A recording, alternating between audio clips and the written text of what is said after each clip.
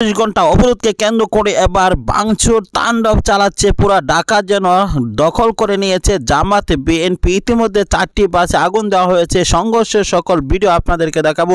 সারা বাংলাদেশে কোথায় কি হচ্ছে এই ভিডিওর মাধ্যমে জানতে পারবেন। পুলিশকে দৌড়ানি দিয়েছে জামাত এবং বিএনপি এবং পুলিশের দৌড়ানির সেই ভিডিওটি সমাজের যোগাযোগ মাধ্যমে ভাইরাল হয়েছে। ভিডিও শেষে রয়েছে, অবশ্যই না টেনে শেষ পর্যন্ত দেখবেন।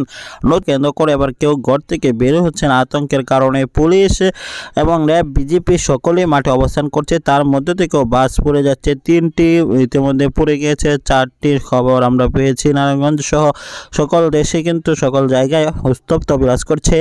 বিএনপি তাদের শক্তি দেখাচ্ছে, জামাতের সাথে ঐক্যবদ্ধ হয়েছে। মাঠে সর্বোচ্চ শক্তি দেখাচ্ছে জামাত। বিএনপিকে নেতৃত্ব শূন্য অবস্থায় কর্মীরা কিন্তু আন্দোলন করে যাচ্ছে।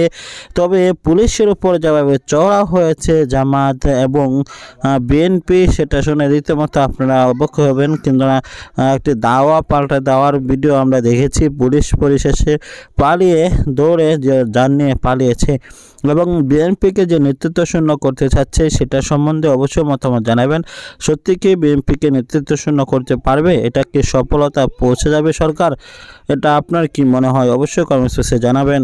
তবে আগামী নির্বাচনকে কেন্দ্র করে যে বিএনপি ক্ষমতায় যাওয়ার জন্য তারা নির্বাচনে যাবে না সেটা নিশ্চিত। তবে নির্বাচনে না গেলে যে সুষ্ঠু নির্বাচন বলে গণ্য করবে না বিদেশিরা, সেটাও কিন্তু নিশ্চিত। কি হতে যাচ্ছে সর্বশেষ ভিডিও।